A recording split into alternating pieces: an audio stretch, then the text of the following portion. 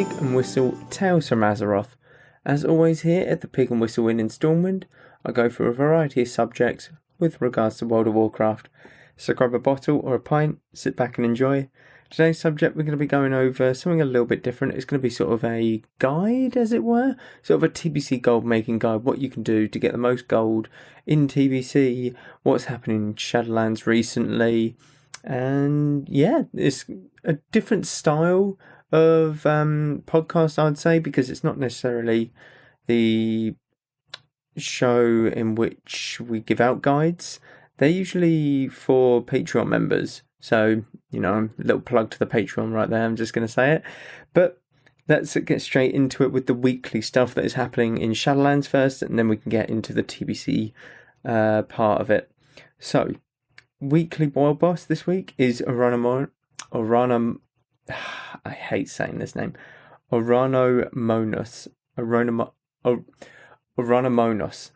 He is the wild boss. He's an Arden Wield, 250 anima, potential pieces of gear to get. So definitely go and take him out. The weekly event for this week is Shadowlands Dungeons. So you'll get an extra piece of gear in Shadowlands Dungeons when you complete them. The mythic affixes for this week are Tyrannical, Raging, Explosive. So Tyrannical, the bosses and the mobs that they summon are empowered. Raging is when they get to a certain percent health, they will enrage, causing 100% more damage. And Explosive are little fiery balls that you just got to kill off in one hit. If they explode, they hurt. Don't let them explode. Nice and simple. The Dark Moon Fair is also coming to WoW this week. It will be on the 4th to the 10th of WoW, so definitely be sure to stay tuned and keep an eye out for anything that you want at the fair. And a little bit extra on the sort of weekly stuff, but what has happened in Shadowlands recently is 9.1 has dropped. It took about 8 months, but it's finally there. So, as 9.1 is out now, there is obviously sort of a fixture list, sort of a roadmap, as you were, and it all starts on the patch day, which was Wednesday for EU, Tuesday for NA, and what the first week of 9.1 entails is basically you can progress through the newest chapters of the Shadowlands story, which is Korthia and everything that entails past the Odin storyline, stuff like that. You get your new abilities and sort of renown. So the new abilities will be PvP based, and there might be some that are completely reworked. There might be reworked legendaries and stuff like that as well. So make sure you check out your legendary. Make sure you check out your latest spells if you're in war mode, because some will have changed and you might have gained some better or new abilities. And Torghast is also updated. So it's got different layers. It's now going up to layer 12, I believe, and you can do layer 9 this week. And that progresses each and every week until you unlock that final layer. So next week you'll have layer 10 that's available to you, the week after layer 11, etc., up until 12. And this does have a scoring system, as well as the newest currency, the Solar Cinders, I think that they're called. But the scoring system, I'm going to talk about it a little bit because I have gone into Torghast myself this week and done it. I, as a druid, speedrun it, so I don't necessarily kill all the mobs. I just get a few power-ups, go to the boss, convoke it, it's dead, nice and easy. So the scoring system is basically a upgrade, a permanent Torghast upgrade, kind of like the stuff that you bought from Venari, but this is a talent tree sort of thing. So you'll have a couple quests to do, and you'll get a quest to bring this mystical box to the rune carver. And pretty much what this box does, he says place it in like my room, pretty much. So you've got this little like floating puzzle box in there now. But the scoring system within Torghast will give you a certain amount of this currency, like Torghast knowledge or something. It's something along that line. And you use this currency to buy permanent upgrades within Torghast. Now this can be reduces in the number of torments, which it is now. It's no longer a death counter, as Terragru is in the raid. It is now torments. You've got certain things that happen within that layer run. So you can reduce the amount of torments you can get a little bonus, you can get some extra damage, you can get more empowerment, that kind of thing. So that's kind of what the extra scoring system is all about within Torghast. On the 6th of July, this is for NA, the 6th of July by the way, it will be the 7th of July for EU, but Tazavesh, the Veiled Market, is the Mythic Mega Dungeon that they're bringing out. That will become available to the player base, as well as the Sanctum of Domination raid on both normal and heroic difficulty. So if you really want to progress that Mythic, you better hop in there as soon as you can. And you also have the Mythic Plus and PvP seasons starting again. So Mythic Plus obviously resets every season, as well as the PvP, and their weapons and armor sets come along with them. So be sure to look out for next week. Hop into Tazavesh, have a little bit of fun with that dungeon. It does look pretty fun. There are loads of mounts and stuff to collect, so definitely head in there and check it out. And then the third week and the final week that they're releasing sort of content is the Mythic Sanctum of Domination raid, and this will also include obviously Race to World First. So if you are a big fan of the Race to World First for Mythic raiding, then that is the day that you want to check out, because it is the 13th, Tuesday the 13th for NA, and then obviously EU teams will get it a day after, but that doesn't stop it from being a close race. It never has done. So a lot of good things happening within 9.1 at the moment. I've played a bit of it. It's not too bad. Obviously, I'm going to need a lot more to go off of, but from the starting point of where you're at, I've encountered a couple bugs already, but hopefully they get hot fixed. But it's not too bad. There's enough content there to keep you going if you are sort of a casual gamer on Shadowlands. Like if you come in after work, you've only got sort of an hour or so to play. It will take you a few days to, really punch through all of the content that there is there. But if you're a really hardcore gamer, you get it all out of the way and then you're like, well, Blizzard need to make more content. This is ridiculous. This is so stupid, that kind of thing. So I think there's a healthy amount at the start to keep you busy with the whole Torghast and stuff. I myself have been playing some arenas, and what I've been doing is playing around with the new PvP talents. Some of them are really fun. They're not necessarily useful in some ways, but they are still fun. You've got, like, I play Boomkin, for example. So I got a new PvP talent called Starburst. And what it does is when I use Starfall, it puts these little astral stars on the floor. And whenever someone runs over them, they get knocked up into the air. I can also pick them up and just run into people with them to knock them up in the air. It's quite good, but I feel as if it's not worth the astral power that it costs, because Starfall is obviously costing astral power, and you could use that to send in a Star Surge or two instead. So it might be more useful in terms of appealing mechanism. If they're after you, it might be more useful, but again, it's just fun. It is an off season, so currently the season 1 is complete, but we're not in season 2. Your rating still changes as though you're in season 1, but nothing matters pretty much within the week. So it's a good time to hop into arenas, practice, and just have fun with the new spells and abilities that we've been given.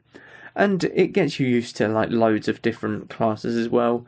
I mean, I came up against a monk that had a giant red Zuen, like tiger, and it literally looked like Bestial Wrath from a hunter, and I was so confused. I didn't know what the hell that was. So it's about learning what's new for the other classes and what's not, etc. I think there's a lot to do in 9.1 at the moment. Some bugs, there always will be, there always is within a massive game like this. You change one bit of code and suddenly you've, broken 20 raids, like, in that night. Like, when 9.1 hit, actually, I've heard this. I'm not sure if it's true or not, but I'm pretty sure that it is. But when 9.1 hit, people tried to run old raids. So Molten Core, for example, they walked into Molten Core, they hit a mob, and they absolutely got obliterated, which is absolutely hilarious, by the way. Imagine you just rocking up in all of this like amazing gear, and then this one little molten giant at the very entrance of Molten Core just slaps you about like it's nothing. So that's kind of entertaining, not gonna lie. Once again, it's spaghetti code. You mess with something else 20 years ago is going to get messed up. It just happens. There's nothing you can do about it. They'll sort out the little bugs and stuff, but I think there's enough to keep people going in 9.1 for now. Well, certainly myself, I'm just happy with PvP changes, and a couple legendaries for me looking down the line are really good, and I've got my eye on that. So that's kind of my 9.1 at the moment. So, let's go on to the main sort of subject of this. TBC. TBC is going pretty well. It's been out for about, just over a month now. And I'm quite happy with it. So, I've got to level 70. I've got my flying mount and stuff. I'm currently leveling my ult. My first choice ult, which is a paladin, mainly for that AoE farming, which we will get to later.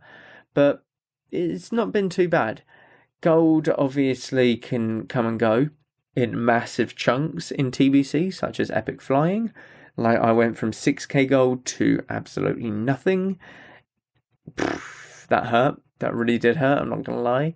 Literally went down to about 200 gold from 6,000, and being below 1k really freaks me out, just personally, because I like to have a little bit of a stockpile. I like to hoard it, like gold. So I like to have a lot more than what I necessarily need. But, it's just one of them things. So, with TBC gold, like I said, it can come and go. I personally went down all the way, and now I'm back up to like 3,000 or something, just from passively farming. And there's a lot of things that you can do for gold. This can be after you've got your flying mount. This can be before you've got your flying mount. This is obviously a lot more, or it's a lot easier when you do have flying, especially epic flying. But these are also just something that you can do while leveling, while out in the world doing your quests and stuff. We'll begin with just moats. So, moats of water, air, fire, earth, mana, shadow, all of that, they're very valuable. They're used in a lot of recipes, mainly for transmutes as well. If you look at, say, a transmute, a primal might, that takes 1 earth, 1 fire, 1 water, 1 mana, and 1 air. I believe I didn't say air. So it takes 5 primals, which is 10 moats. And these primals usually go for anywhere between... The less valuable ones are the moats of earth, and they're 5 gold per one. And they can go up to something like 40 gold per primal air or something. Primal shadow, that kind of thing. Primal earth, obviously, a lot more easier to gather, as it is in most minerals. And there's loads of mining being done right now. Whereas moats and primal shadows need to be farmed by killing mobs in the open world, which can be contested a lot more so. So moat farming is definitely a way to earn potentially a lot of gold. There's multiple different locations in which you can moat farm. There's the water elementals in Nagrand, fire elementals in Nagrand, air elementals in Nagrand. Nagrand's got it all, to be honest. There's shadow elementals or shadow void walkers, I should say, in Hellfire. There's loads of different things. There's the mana ones in Netherstorm. So they're all out and about in the open world. It's just finding the right time and the right moat to farm at that time, because everyone might be trying to farm moats of fire, but there might be no one looking to farm moats of water, so you got to adapt to that sort of thing, and you'd get a lot more out of it. Another thing that you can do with moats is, obviously, if you are an engineer, you can make an extractor.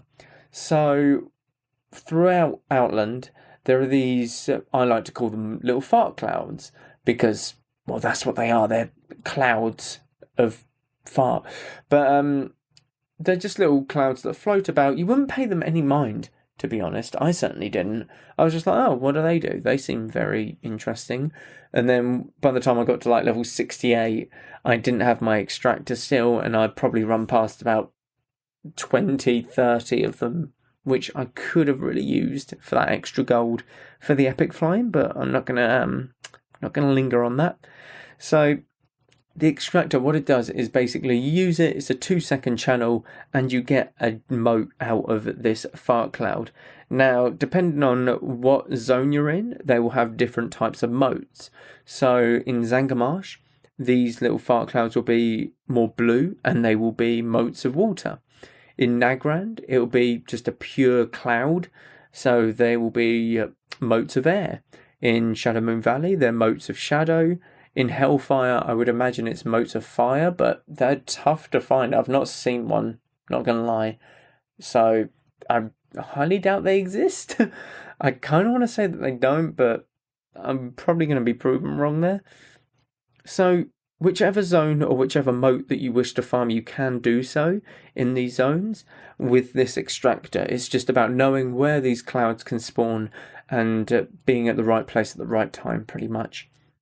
So moat farming is definitely a very good income source, and if you've got, say, like herbing or mining, while you're farming these moats, wherever you are, whether it be at the top of Nagrand, whether it be Hellfire Peninsula, farming moats of shadow, there will always be nodes and herbs that spawn around you for that extra bit of gold. So definitely make sure that moat farming can be your top priority, because if you're looking to level professions as well, they are useful in doing so.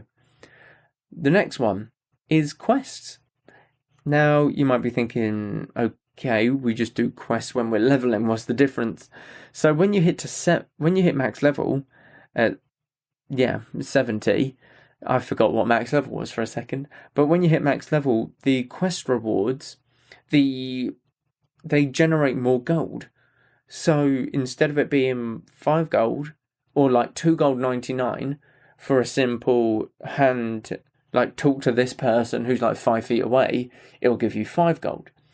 If it's like a kill 8 boars for 5 gold, it'll be for 10 gold. That kind of thing. So I'm pretty sure that it doubles the gold amount. And then in a later phase, what I've heard is that it would, the experience that you would get from that quest is converted into gold.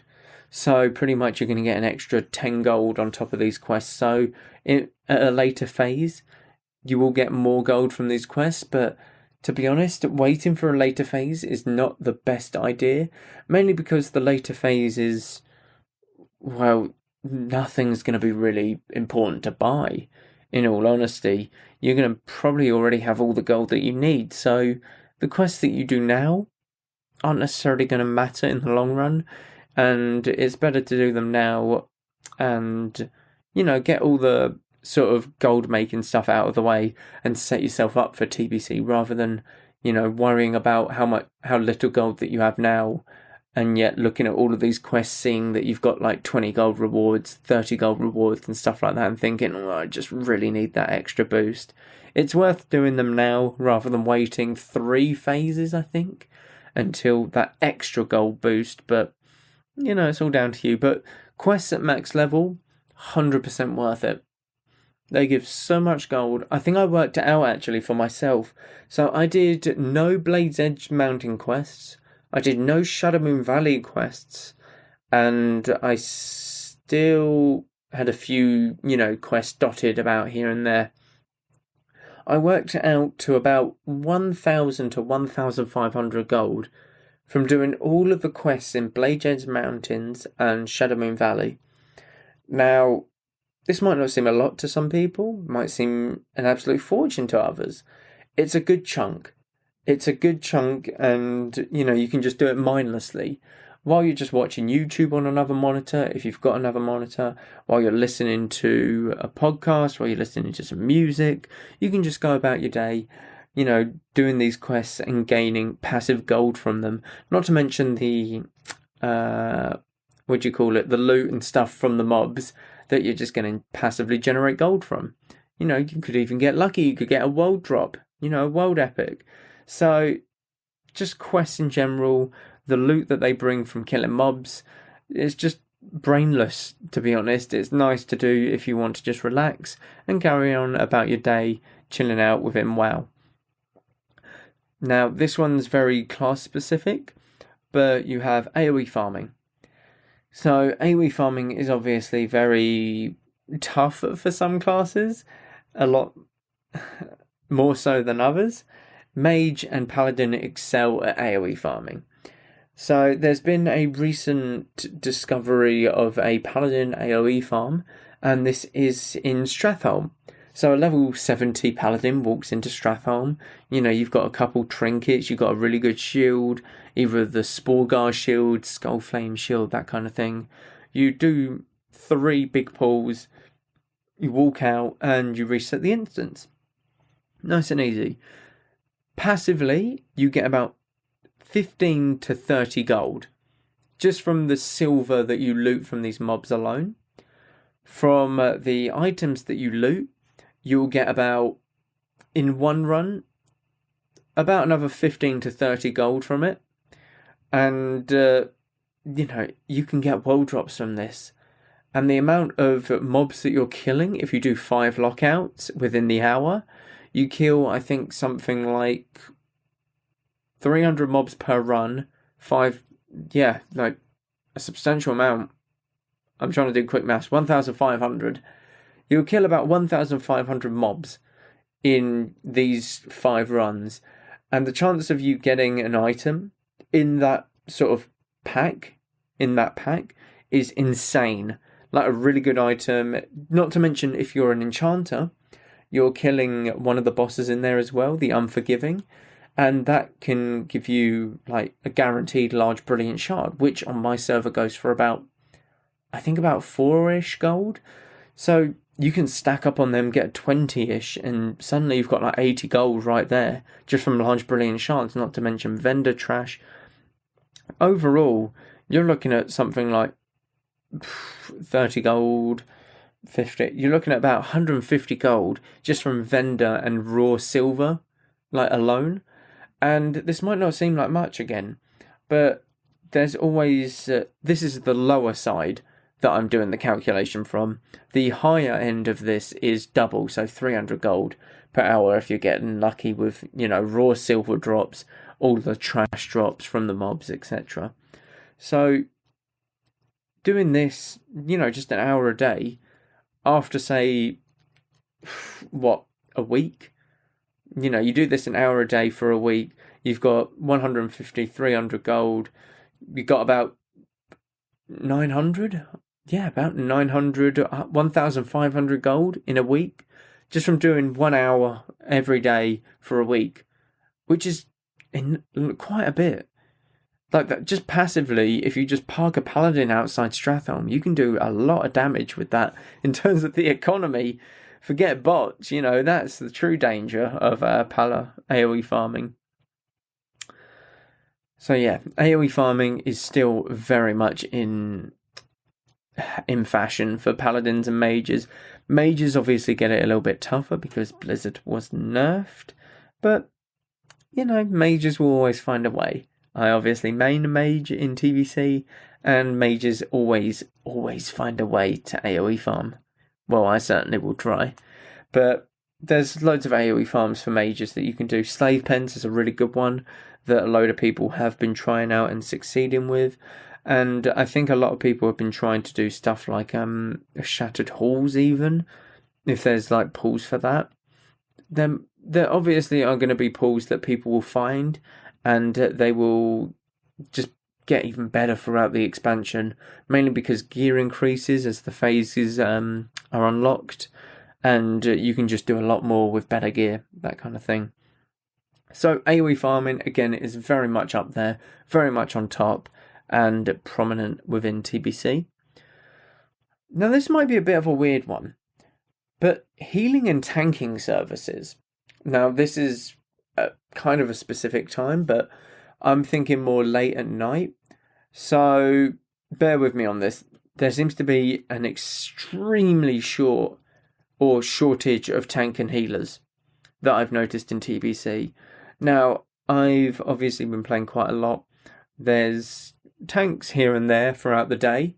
They are still quite rare throughout the day, but if you're looking to do dungeons past sort of 10, 11 p.m, finding a tank and healer is very, very tough. You've got to be quite lucky to find them two roles. So you can actually, if you are one of these people who are a tank or a healer, you can ask to sell your services. It'll be like, I don't need anything from the dungeon, but I would be willing to tank for a fee. So say 20 gold, something like that. Because people might be very desperate to do this dungeon. Loads of casters want to do slave pens, and barely any tanks and healers do, to be honest. Mainly because slave pens has good caster gear compared to, say, like tank and healer gear. So you can definitely sell your services in these sort of dungeons. Like in many other dungeons for casters, like there's not a lot of caster gear in there. You're looking at a melee heavy group. But because DPS are so all over the place, like you can get one within a minute or two, no matter what time you're asking, like you can't charge this fee. Unlike tanks and healers, there's just none of them at the moment. I'm not too sure why there's so few, but I would imagine tanks and healers are very much people's ults in classics, so it might be a couple months until we see said ults, tanking and healing. We might get an influx of tank and healers throughout classic or classic TBC as people level up their ults, who are them specializations, etc. And finally, professions. A lot of people are leveling their professions right now. So professions in terms of leveling your own to sell the goods that you make, or professions as in selling the materials for these professions. So, alchemy requires herbs, so fellweed, ragveli or whatever it's called, that kind of thing. For engineers, you have mining. Blacksmithing, you have mining, so fell iron ore, adamantite ore, thorium, corium ore is really good. I said thorium. Thorium's in classic. God, I need to get that out of my head already. And corium ore. Corium is very rare, by the way. If you see one, definitely tell a miner friend to come and pick it up for you, or log over and try and get there as quickly as possible. Very rare, but a very good mineral.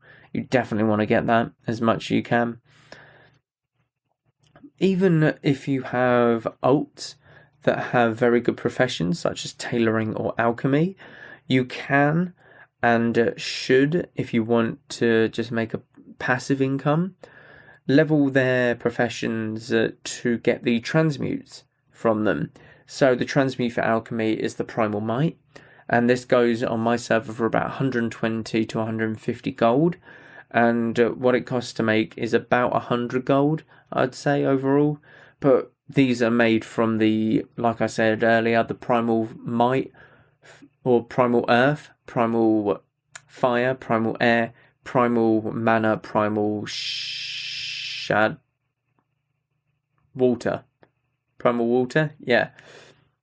It's made from them 5 primals, and you can just farm these passively as well. So about 5 to 10 minutes of farming might add up to, say, 150 gold, and it's just passive income pretty much. That's the same with tailoring. You've got 3 different types. You've got the spell, cloth, and all of that stuff, and they go for about, I think, just under 100 gold, about 80 to 100 gold on my server. So all of these transmutes are very, very good to get into early on, because obviously as more people learn these transmutes, the price of them will go down. So you want to be in that sort of category of having the transmute at the very start of the expansion, rather than later on when the price is halved or whatever. It will eventually obviously just stabilise at a certain price, but you want to be in there quick before it does stabilise and get to a certain point. But that is all for this week. It is a bit of a different one. It is sort of a guide as well as a news type thing mixed in there with 9.1 and Shadowlands. So a bit, all over the place with this one. Next week, I'm hoping to do another interview. At least that's what I'm hoping to do. Things might change, but keep an eye out for that. Keep an eye out for the Patreon podcast if you are a Patreon member. Keep an eye out for streams, uploads on the YouTube, absolutely everything. Definitely check out the website. Everything is on there for you to find. Thank you all very much for listening as always. Go with Valor, friend.